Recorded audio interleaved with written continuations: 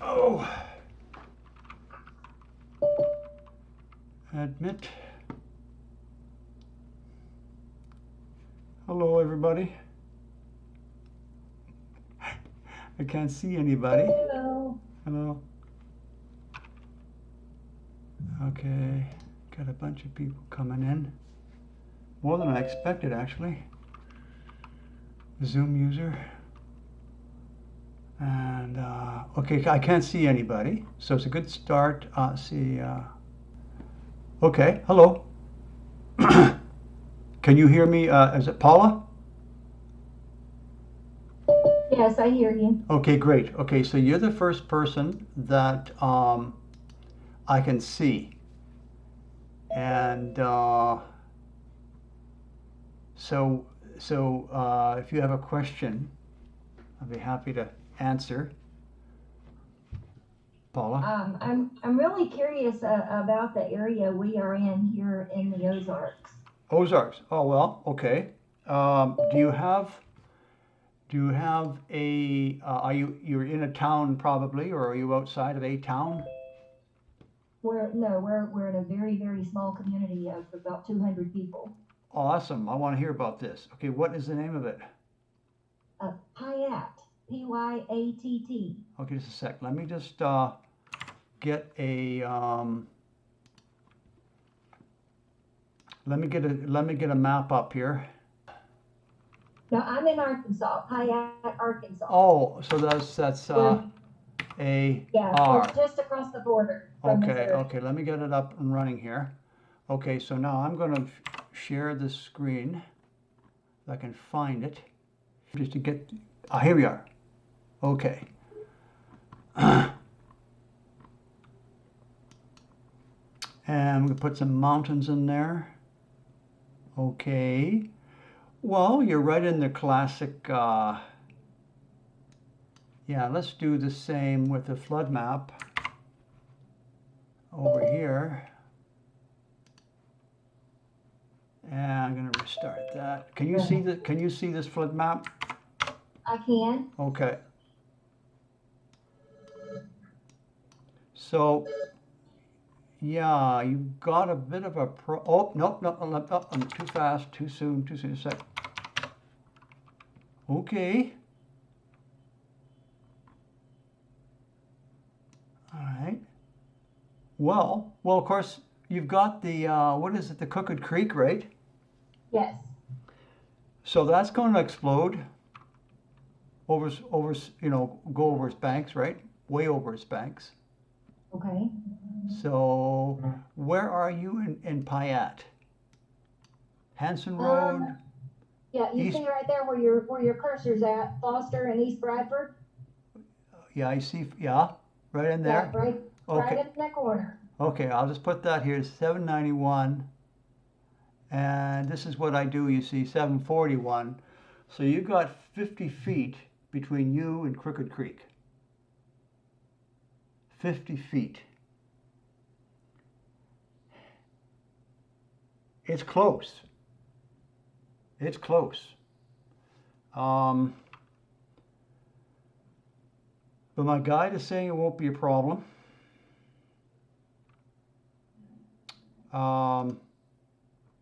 Let's take a, but we're just talking about the creek, okay? So we've got, do you see this? Did you see this space here, like there? Yes. That's a draw. That's where water will collect and flow down towards you. Okay.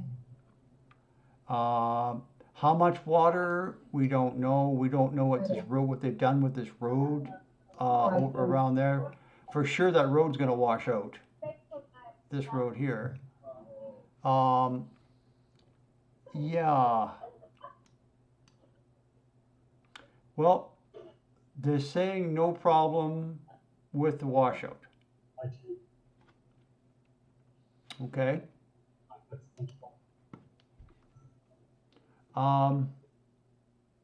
If I were using my mind, strictly my mind, then, I would say, whoa, I would say move farther, higher. But my guides are saying you're okay for the river. The river will swell, will go way beyond its banks, right? And they're saying that you won't get any mud flows per se. That's not to say there won't be other issues like earthquake stuff, and that anything above ground is going to be lost during the pole shift, right? Yeah. So, but I'm assuming. Can I assume that you're planning on, staying in that piece of property in the aftertime after the pole shift? That's the plan. Yeah. Okay. As of Okay. now. Yeah.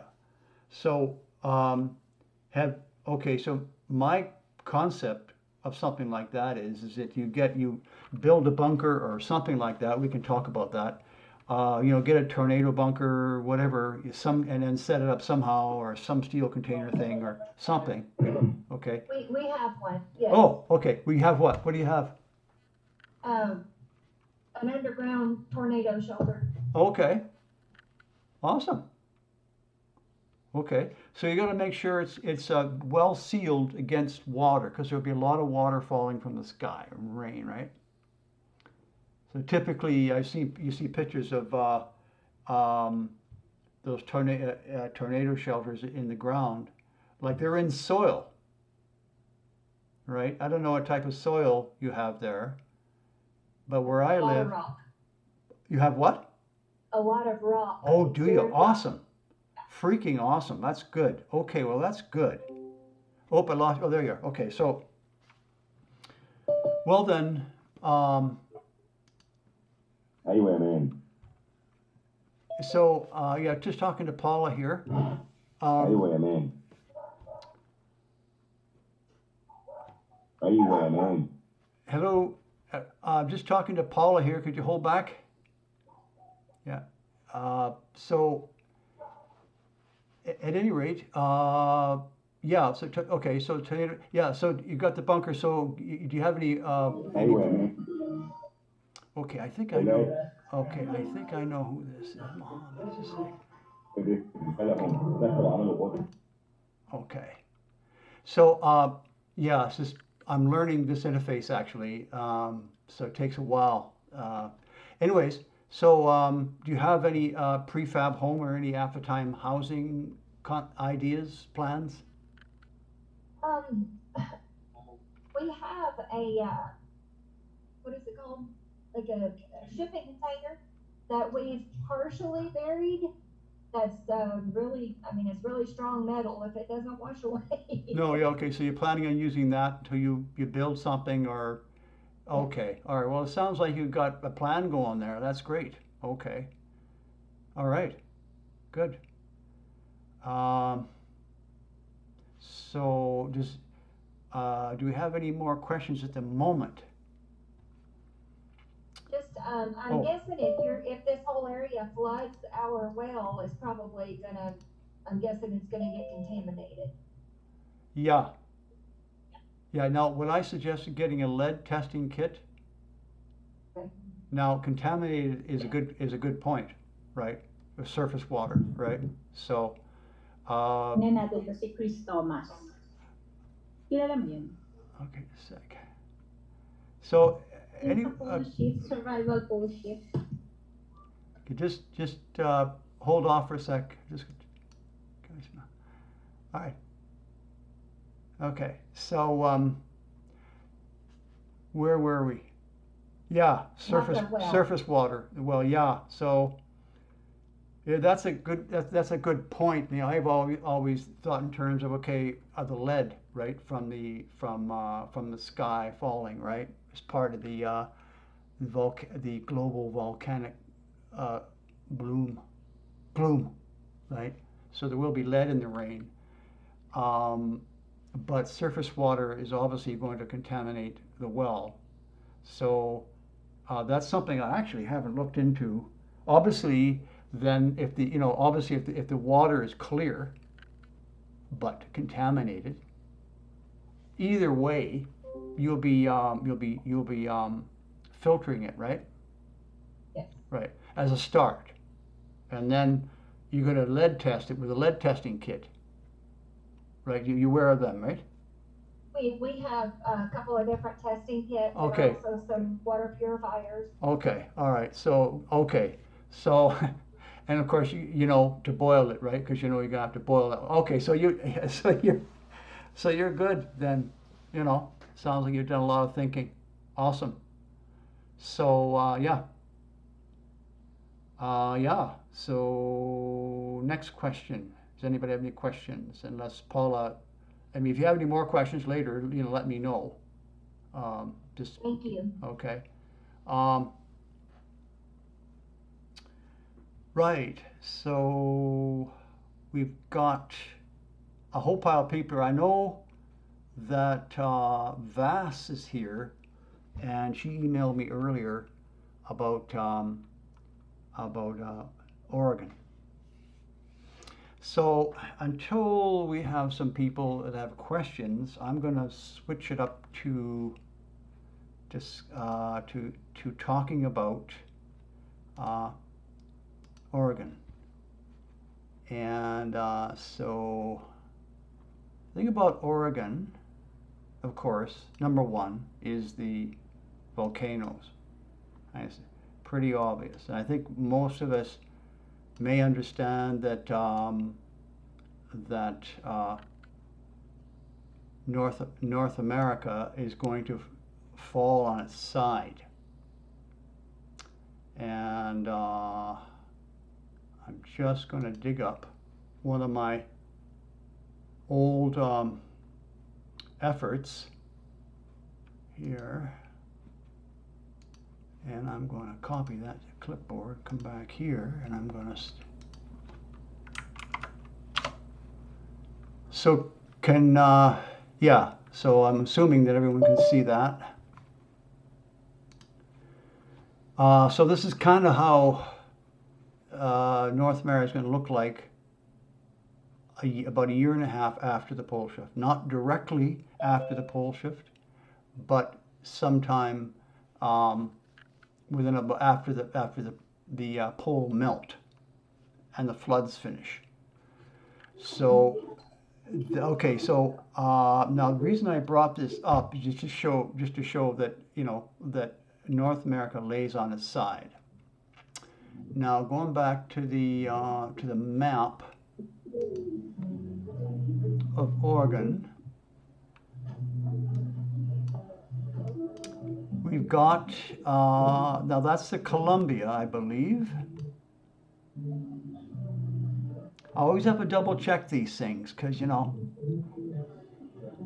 the Columbia. Yeah. So the Columbia is going to have an incredible amount of water coming down from Canada. I have a clairvoyant friend who is extremely pole shift aware. She's in her safe location now in the Kootenays up here. And she told me that she had a vision of, the way she put it was a big dirty wave came down and covered everything. And that's exactly what I've been thinking would happen, is you're going to have broken dams spilling billions of gallons of water or much more coming down all these valleys, and there'll be not only that, but you're going to have landslides crashing into the into these lakes. They call them lakes, but really what they are is reservoirs, right? And so not only are all these dams going to break and all this water is going to empty down the Columbia, but you're also going to have landslides dropping into these lakes at some point, possibly beforehand, and generating what I call lake tsunami. So anyways, so we've got a lot of water coming down the Columbia, Now,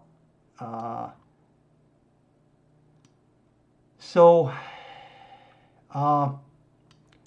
if you look, what I've done is, like we know the coast is going to be pushed up 1,000 feet during the pole shift.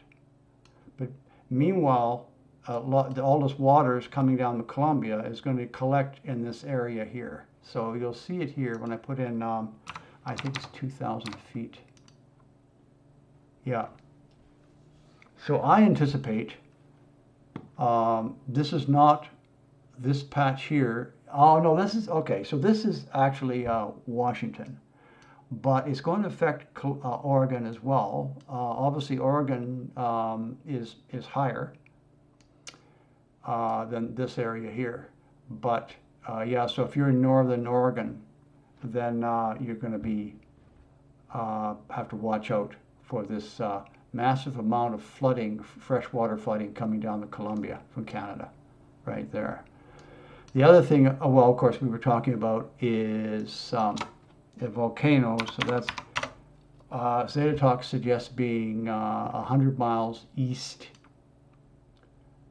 of, in western, on the west coast of North America, to be at least 100 miles from a volcano that would be east. So remember,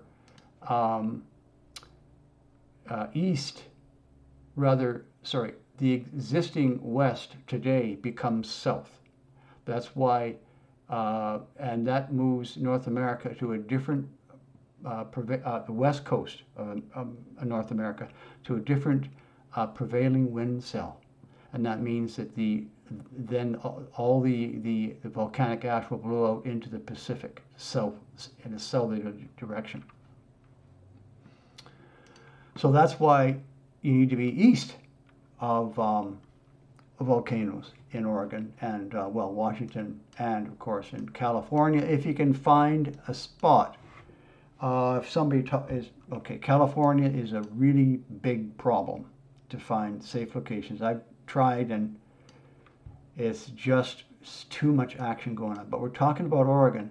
So really, you have a whole lot of choice being east of, let me switch the map here.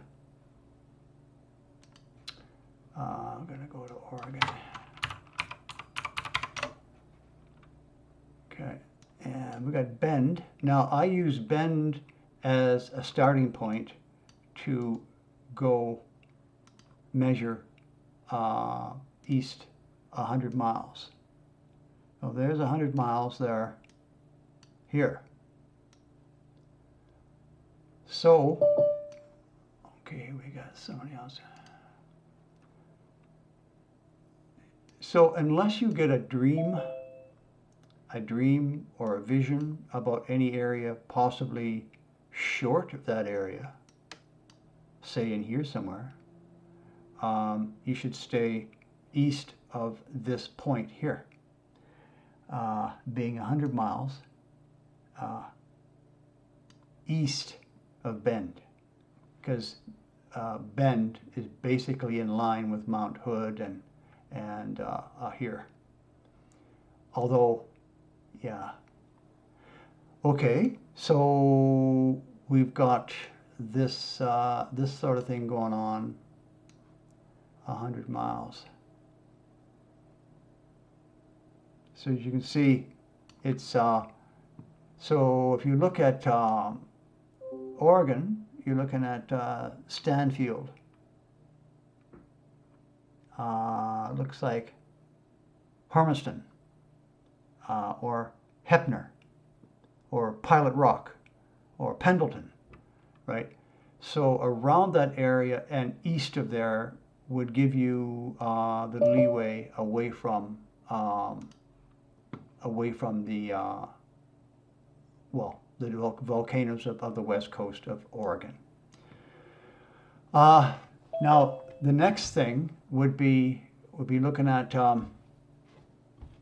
as far as Oregon is concerned, or any state, is really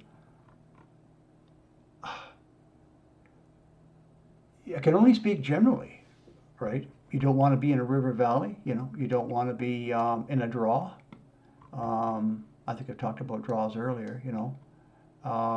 You don't want to be too close to a lake or a river plain or a reservoir, any body of water, because what I've been saying for a long time that the biggest danger for continentally positioned safe locations is rogue moving fresh water, be it mud flows, be it redirected rivers by a landslide, or a breaking dam, or a river tsunami.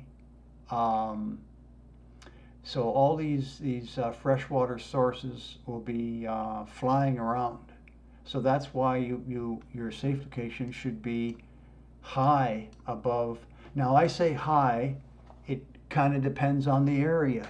You know, so this is where a real consultation comes into play. So I do those, as most of you might know. I do paid consultation because it's a lot of work, right? I got to look at this, you know. So look at an actual coordinate, an actual location. Then a person is considering. Then I can say, well, it's good, it's bad, it's good for this, good for that, you know. So I can really get into the details. Aside from this, there's lots of choice in Oregon. There's lots of choice. You just have to, again, you just can't be too close to water. So the other thing is, are you going to locate in a small town, which is not necessarily a good idea? It's probably better to locate within, you know, hiking distance or a good serious long walk of a small town. Then, you know, it's possible you could be collaborating with some people. Ultimately, of course, the best scenario would be to have a small community, family and friends. So, yeah. So that was, yeah. So if anybody, so. Thank you. Oh yeah, okay, Vas. Oh yeah, we know you're working. Yeah. Yeah, if you had a question about what I said? No, not at all. Just Washington, Spokane, perhaps? Yeah, talk about Washington? Yeah. Please. Yeah, sure. I was recommending Republic, Washington. And it's the same thing, of course, you know, you saw this whole area here being flooded. And I'm putting in 2000, but we know that the seawater won't be coming in that far. The flooding of the seawater. The seawater flooding will look something like this. It'll creep up the Columbia and flood these areas here. Or maybe not, actually, now that I think about it, because, whoa, I just had a new thought. Okay, so this is new. I think I'd passed by it before, but I'm getting a deeper thought on this. We know that the coast will be pushed up 1,000 feet. At least the Sierras will be. So we've got to assume that the Rockies will be pushed up similarly. So that is going to redirect Columbia. And the Columbia is going to find a new outlet to the sea.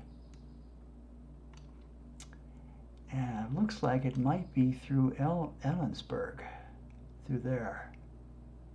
Whoa. Okay. Yeah. Which doesn't matter anyways, because you don't want to be in that area anyways, because it's going to be dumped on by ash from Glacier Peak and Mount Baker and Mount Rainier are going to be just piling ash all around the Olympic Peninsula over the old Seattle, Portland, Oregon, right? So I was recommending up in these areas here. Of course, that puts you close to all this water that's coming down from Canada, so you're going to have to be very careful about your location in these areas. But there's certainly, as I said, there's a ton of safe locations up there. It's just tricky, so you got to go by coordinates. So if you have some property you're looking at, I can comment. But I would say definitely north eastern, the current northeast Washington is got lots of opportunity there for safe locations. And of course, that means you get into Idaho as well for safe locations as well. So yeah. So I hope that helps, Vass. Yes, thank you. Okay. So we've got a whole pile of people here. Do you have any questions coming forth? No? Well, this is unusual. Hello, Mr. Thomas. Hello. Hi. Who is this? Zoom user? This is, yes. Zoom user. Okay. What's Yeah. What's your Thank name? you for your time. My name is Heba, H-E-B-A. H. Yeah. Okay. Yeah, my question is regarding Ohio, Cleveland, Ohio. Okay. Okay. So, did you want me to talk about Cleveland, Ohio? If you don't mind. No, I don't mind at all. Just not a good situation. I had I forget who it was. I've had so many contacts over the years. I remember the details, but I don't remember how the contact came to me, or whether it was a telephone call or a chat or But I talked to a person that said they had a vision of, now just so we were clear on the vision, a vision is a soul consciousness overlaid on your ego awareness. So, you're somewhere and suddenly you see something, and it's the vision, right? So that's through the third eye. So your physical eyes are working, but the third eye, the vision is overlaying the vision over top of your physical vision. Okay, and this person was saying they were driving. Now you were saying, sorry, Cleveland. Yeah, they were driving somewhere between Indianapolis and Columbus and Cleveland in a car. And suddenly they had this vision of water everywhere. So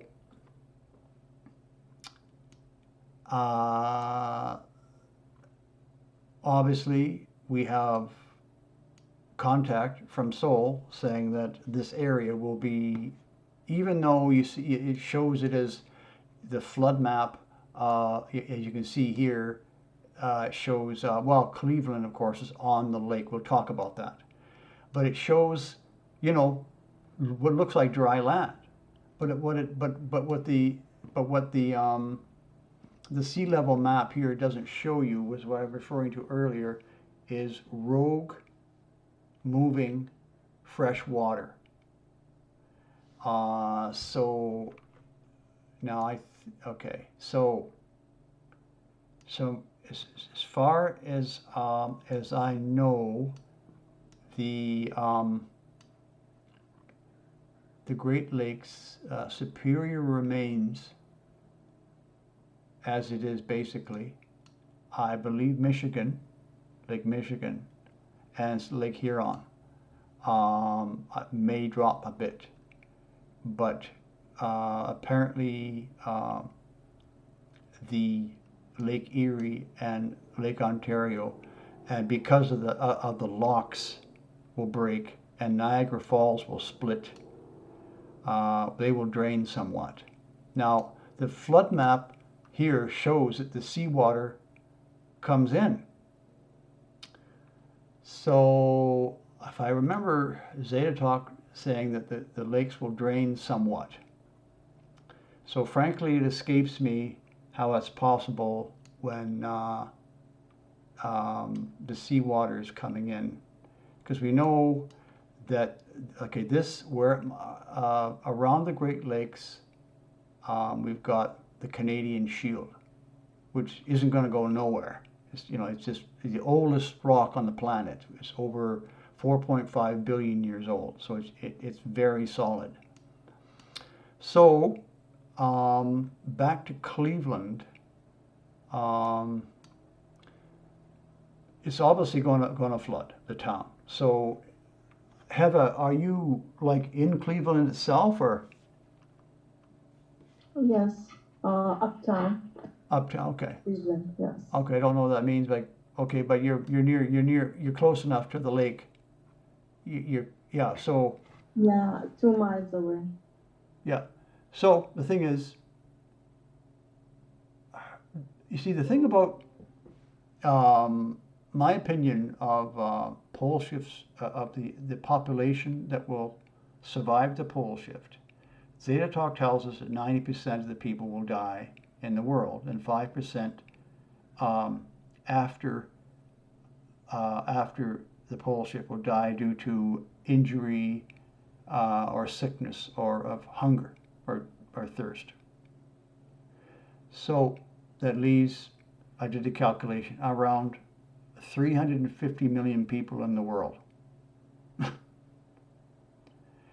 Now, I'm pretty sure a lot of those people won't be living on the coast. So it means, so if you think about it, people living in continental areas are more likely to survive the pole shift because there isn't the big sea waves to wash, to kill them, to drown them, you see. So that means there's going to be a fair number of people surviving the pole shift in Cleveland as opposed to practically no people living in New York or Philadelphia or Washington or Baltimore, for example, or Boston.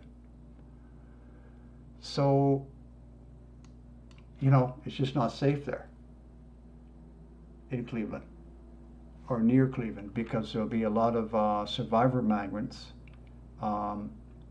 moving around looking for whatever they can steal or whatever they can get. So does that do you have any questions about Cleveland, about that area?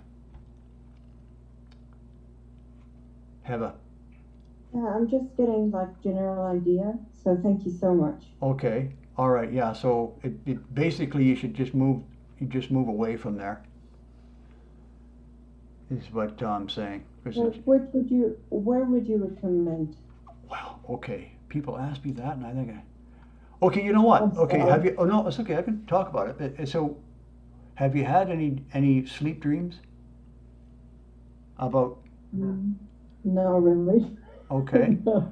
Do you have any visions about? Mm-hmm. Okay. No. No. Okay. So do you have any hunches? Any powerful drawings to a certain area? Can't hear you. Oh, I'm sorry. I was thinking of moving to further west to a city called Sandusky. Now, when I saw the map that you were sharing, it's actually underneath the water. It's worse than Cleveland. Yeah. So, okay. So if I was to make some but you don't. have any particular areas in mind that are drawing you in any particular way? No, really. Okay, so that's your job now. You have to ask for some guidance. And what I've been saying to people is you need to set your intentions as to what you want. Okay? How long have you been pole shift aware?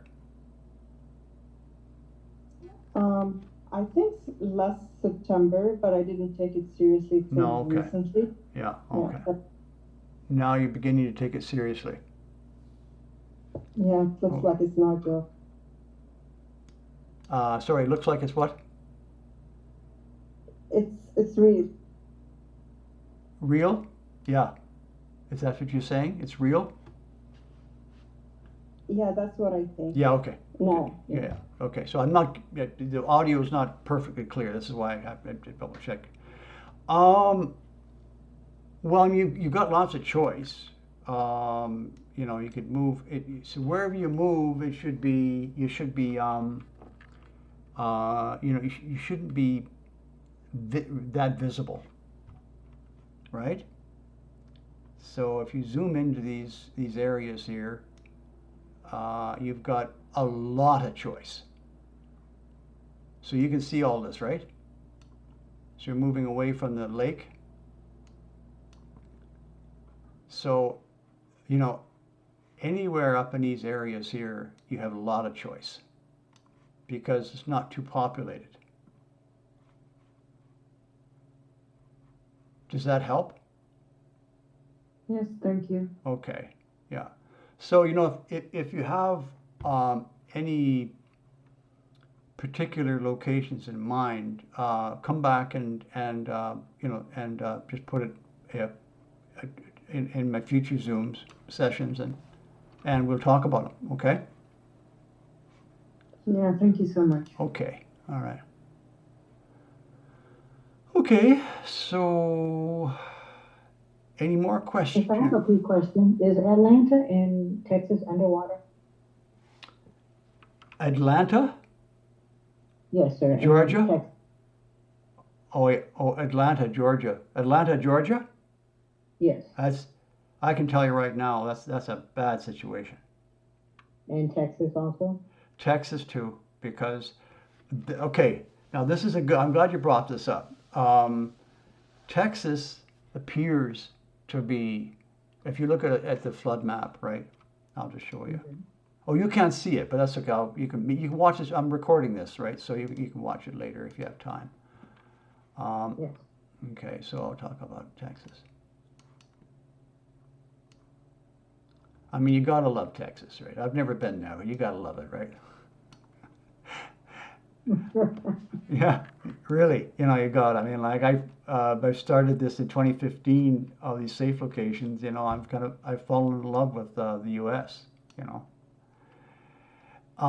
But here is the flood map, and it basically shows the new coastline running along the Balcones, which is San Antonio, Austin, Fort Worth, and Dallas, right? An arc there, right into Mexico. So, but that is deceiving because the amount of water coming from the Gulf and hitting the Gulf Coast of North America, namely southern Texas and Louisiana, and Mississippi, and Alabama, and Florida, which is completely toast anyway because it's going to sink. It's going to drop 250 feet max, and so now while I'm looking at it here, you can see Atlanta, Georgia, does show that it's above the floods. But there's going to be so many people there. There's going to be tent cities everywhere along the river, and it's just going to be a breeding ground for you name it. It's a very bad situation there for the after-time living. Okay, so Texas. So what we know is that that the Caribbean plate basically. Oh, we can take a look at. You can see the Caribbean plate here, which includes obviously Cuba at the north, and the Cayman Islands, and Haiti during the southern areas. It's going to tip. It's going to roll, and so South America. You can see this hook right here. Yeah, so this hook right here is part of South America continent, and it's pushing west, and it's going to drive the Caribbean plate down at the south end, raising Cuba up at the north end. This means there's going to be a lot of water moving around in the Gulf. That plus the regular pole shift waves as well, which are predicted to be as high as 500 to 600 feet. So Zeta Talk tells us that the seawater will be lapping up against the Rockies in East Texas. So I envision obviously the worst of it stopping around the Balcones, but billions of gallons of seawater will be going around the Balcones and perhaps over the Balcone escarpment, and flooding eastward and northward into Texas. That would be according to what the Zeta Talk says, and I'm not going to second guess them. Anyway, so that means the water in central Texas and in seawater, that is, and East Texas and North Texas, like Lubbock and Amarillo, will see fast-moving groundwater, seawater moving, perhaps 5 or 10 feet high, driving towards the Rockies. And so I've had people say, well, what about northern Texas? Northern Texas. And I was like, okay, let's look at Amarillo and Lubbock. Now we have to consider other factors as well for Texas, because we know that the Continental Divide, which basically runs from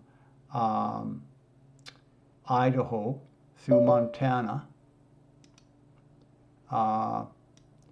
east of Yellowstone National Park, down past Casper, Wyoming, and down Fort Collins, Denver, Colorado Springs, Santa Fe, Albuquerque, right? So that whole line there is the mountain is the Continental Divide, and that's going to be driven eastward. So that's why the plain areas like Billings, Rapid City, Pueblo, and Amarillo, and Roundup, Montana, and Great Falls, and Shelby, in I believe that's up there in Montana, I believe. Anyways, yeah. So that whole mountain range is going to be driven east, and what's going to happen then is that the desert areas, the flat plain areas just east of the Continental Divide that I just described, is going to be rumpled. So that means that shards of rock and unpredictable conditions are going to exist here on the ground. So you've got that, and it's very difficult to determine where that's going to happen, because it's all underground rock strata. So it's very dangerous to locate just east within about 50, 100 miles, 75 miles or so of the Continental Divide, anywhere in the plains, Central Plains area. And that includes Amarillo and Lubbock. So you've got the ground rumbling and the danger there coming from the west, and you've got the seawater coming from the south and east, meeting somewhere around Amarillo, Lubbock, Odessa, right? So obviously there's going to be some safe land there. I mean, it pretty much has to happen, but how are you going to tell? It's just too unpredictable. But let's say you're in Amarillo and you survive the pole shift. So that's great. But all around you, you've got devastated homes, desperate people looking for dry land and food. So if you're situated somewhere in North Texas, then you've got to anticipate survivor migrants coming by, looking for handouts, and some aggressive ones, or worse. That's why Texas is sadly a very dangerous place to be. So, I'll let it be. I'm sorry? I said, that's fine, I'll let it be. Okay. Yeah. But, you know, I had a person that I talked to who was determined to stay in Texas. And she kept sending me coordinates. And I told her, no, and she's just determined. So finally I said, look, I've done at least 10 different analyses for her for free over email, which is fast becoming, I'm becoming too busy for that. This is why I'm doing these Zoom sessions like this. I said, you know what, if you want to stay in Texas, I can't help you any further. It's just, yeah. So I got somebody, Michelle. Hi, Chris. I was listening into your last Zoom, and you mentioned that you were going to try to intuit some info about what we need to do about paper money. Did you receive any guidance on this? Sorry if you already covered this. If that's okay. Paper money. Well, I think all I was saying is that at some point I'm going to know that paper money will be useless because of my own soul plan, right? And partly because what I'm doing. So at some point I will be announcing that. So it'll be announced. We know that there's a lot of changes going in the back. I mean, like, a lot of changes is an extreme understatement when you consider what's being referred to as Gesara. And but it looks like it's going to be manifesting. So, but we'll have to stay tuned and see what the financials will look like that. But it seems like what's been happening around the world is that the white hats have been confiscating the funds and the real estate and the gold and whatever money, various forms of money from the black hats, and are going to be just redistributing it to the world. I mean, it's a very crude overview, but that looks like what's going to be happening. So that's, yeah, so just have to wait to see how this unfolds in the next few months through into the fall. Yeah, so are there any more questions? M. Michael is saying, I got an email today that my Lowe's account had been closed. That was weird. Yeah, I know. I've been seeing, Wells Fargo has done the same thing. So it looks like there's some changes going on in these corporations. Yeah. So I'll assume that Zoom user that asked about the Philippines is still here. Oh God, this is a difficult subject for me. I'm telling you.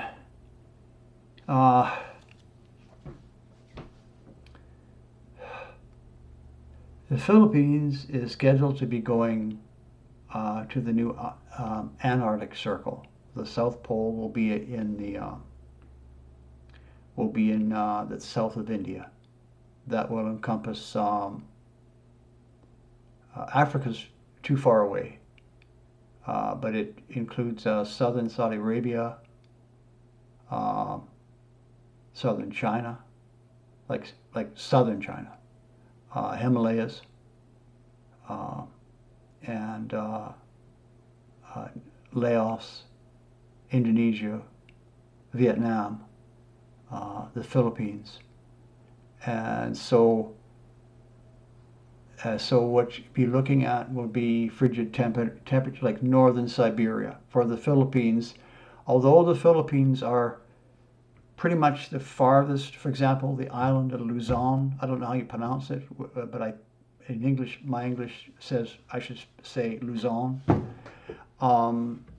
That the island of Luzon is probably on the outermost portions of the Antarctic Circle. So, for example, that would basically mean northern Siberia. Now, so if you look at the weather in northern Siberia, I think it's probably, depending on where you are, a couple of months of so-called summer, and the rest of the year will be ice. But that would be a good thing compared to, say, for example, Vietnam or Laos, which would be totally frigid all the time. The problem is worse because for the South Pacific islands, and that is volcanoes will be coming out of the sea, and we'll be having lots of volcanic ash dropped on the islands. So between the volcanic dust and the ice and the frigid temperatures, I'm just recommending that people just have to move right out. I mean, it's potentially possible to survive the pole shift in the Philippines if you're living on a high mountain and you don't get washed away by if you're on rock, you don't get washed away by a mudslide, right? But you still have to deal with the frigid temperatures and the volcanic ash.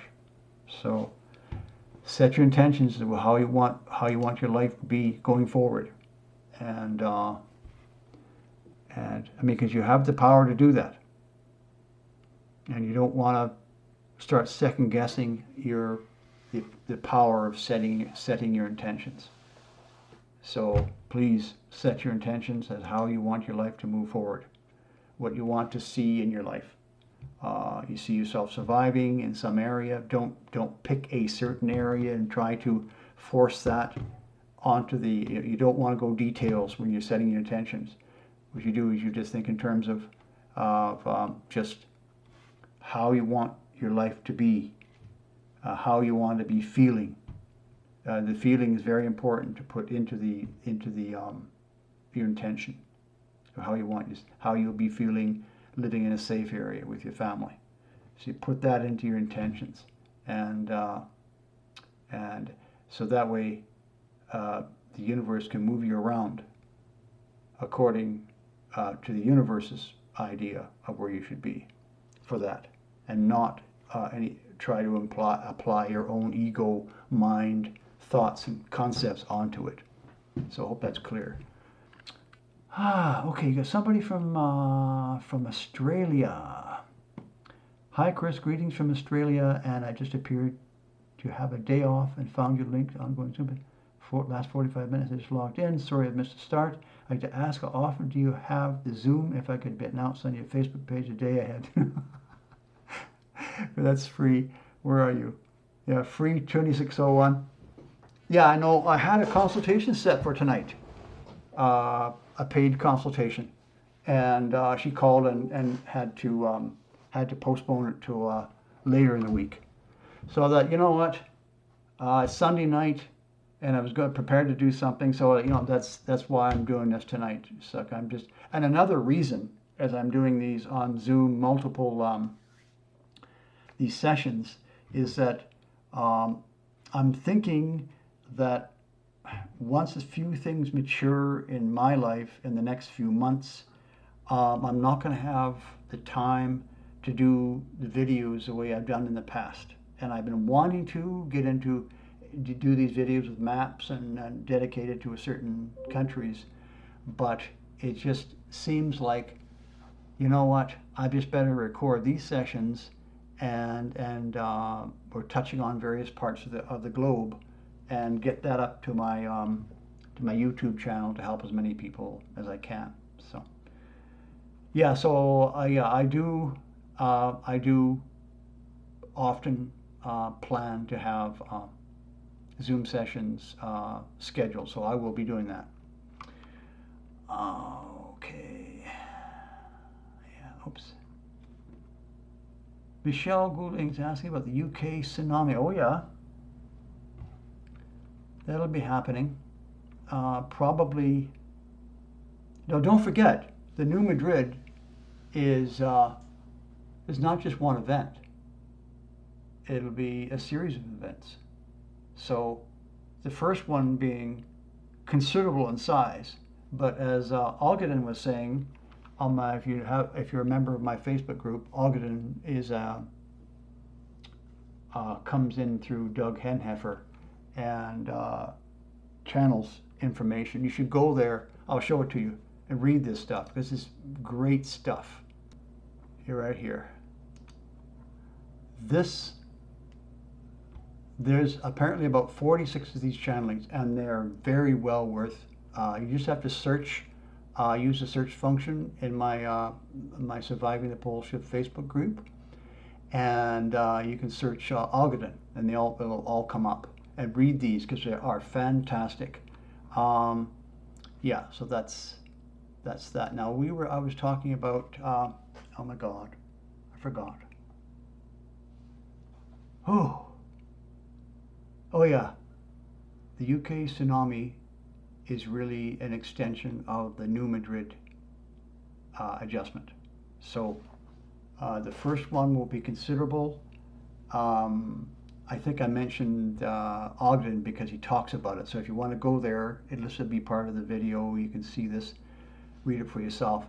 The first one is what I thought anyways. The first one is going to be fairly significant. But that's not going to generate the UK tsunami. That one is generated by the final major adjustment in the last months before the pole shift. Okay, here we are. The information in this calendar, the progression of the events that are written in text here is Zeta Talk information. But if you look at the Zeta Talk last week's calendar, and I remember when it was posted to the Ning, because I was working as an admin there when it was first posted, and but it's very bland and it doesn't include a date. So I was given the date of the pole shift of February the 4th, 2023.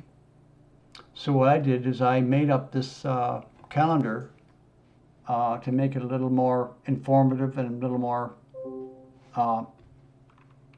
fun to read. So this is available for anyone who wants to download it. This video will also be uploaded at my website. And okay, so now, I would say the UK tsunami, I would say probably within the last 3 months. So it would be very late, be like November of 2022-ish. So now we've got Vass has asked a question. She's still here. Okay. Okay, you're welcome. Your site states the shift will last an hour. Now let's make sure, get it clear. This is Zeta Talk information. It's not me coming up with all this stuff. I use a whole lot of Zeta Talk information. All I do is take it and I organize it and I make it so people can understand it. Okay, so I just want to make that clear. Your site states the shift will last an hour. Is that hour a pure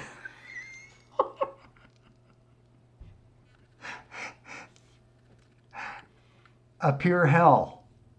For example, an earthquake that lasts for an hour, or just one big quake, multiple quakes. I know what to expect: hurricane, tornadoes, avalanches, and tsunamis. Oh yeah. Well, yeah, it will be. But you'll be in a trench or some type of bunker. But one thing that's often not talked about is the massive amount of lightning that'll be happening. And so that means between the roaring of the hurricane and the flying rock hitting stuff, you've got the sound of lightning, constant lightning. So what I'm suggesting is you have ear protection, eye protection, and a breathing mask if you're in a trench. In fact, if you can get yourself a helmet that you could put, foam plugs in your ears with a helmet and a mask inside of a helmet, like a motorcycle helmet. And then even that, if you want to add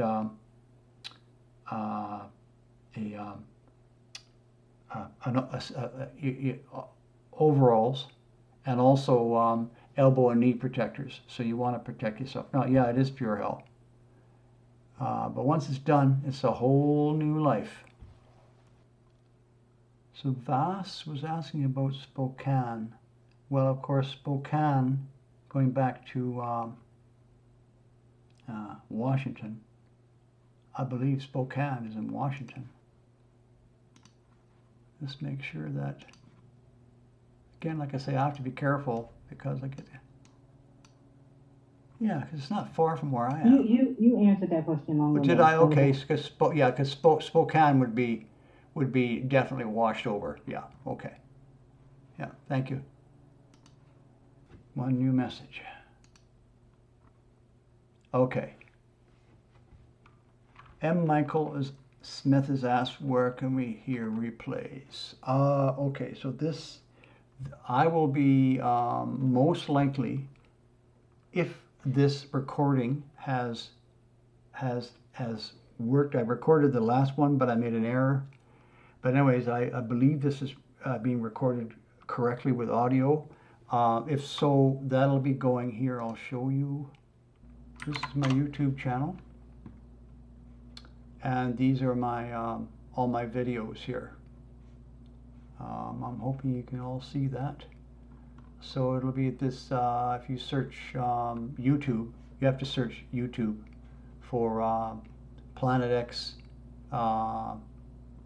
Chris Thomas, and that'll take you to this my site. Now, all the videos will be right here, and that's where it will be uploaded to in a day or two, if this is of sufficient quality, which I suspect it is. We've covered a lot of ground here. Okay, well, you're welcome, M. All right. Okay, so Free 2601 has asked, I know there's no, you know what? Free, there's no silly questions when it comes to the pole shift. Trust me on that. Because there's not much truth out there about about the pole shift. There's a lot of misinformation, people with crazy ideas, and they get an internet connection and a computer and they go for it and they upload all these videos and you think they know what they're talking about, and 99% of them don't, or they're biased in some way. Yeah, no, that's okay. So the thing is, you set your intentions free. Set your intentions as to how you want it to go forward for you and your family and yourself. And no need to apologize. Everyone is anxious about it. Okay, how soon was the apocalypse? Well, I'm assuming you meant be over, as you said, once it's over, if we consider February. I know, okay, so. Well, as far as I'm concerned, the date is certain.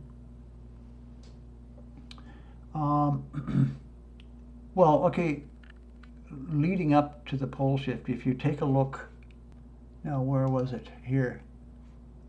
So this is December. So you got Planet X becoming more visible in the sky, separate from the sun. That's big. We've got the blue Kashina, which is Earth's other dead twin. Well, okay, that will be moving around. And then we've got the severe wobble, where the sun will be way out of place. So that's 9 days of severe wobble. So like the sun will be moving back and forth like that. Not that fast, but it'll be. So that is, so that's, that'll affect the weather. So that's why I say you definitely want to be in your safe location before, not too long after the summer of 2022. You hunker down, and if you've got this map, this calendar, it'll help you gauge the ongoing events, and it'll help you to figure out how soon the pole shift will be. Because it'd be very easy to lose a sense of time when the Earth is slowing its rotation. So that means your any clocks you've got will be way ahead of the actual day, and so you have to watch the sun. I always suggest getting a 24-hour mechanical clock with a calendar function. Even a 12-hour traditional 12-hour watch with a calendar function will enable you to at least count the old days, to give you a sense when to eat and when to sleep. And then once the sun comes to a stop, which is the 6 days of rotation stoppage, that happens on the 29th of January. Then you'll know you got your clock, so you can count off the days. So that you count these days off with your clock, and you'll know you've got 6 days before the pole shift to give you the latitude and the options to be able to run around and do a few last minute things. But the weather, the winds will be increasing, right, during this period of time. just after rotation stoppage. And that's because Nibiru is getting closer. And yeah, so then that means lots of asteroid dust and rock and iron oxide dust falling, slowly increasing in intensity. So there's a lot going on. So it's not just like, oh, suddenly there's a pole shift. It'll announce itself very, very, very much. But this calendar will help. Okay, so I guess that's about it. Thanks for tuning in, everybody, and so I'll say goodnight for now, unless there's any last minute questions. Okay, so this will be the end of it, and thanks very much for coming in. It's been fun. Good night to everybody. Thank you, Chris. Yeah, welcome.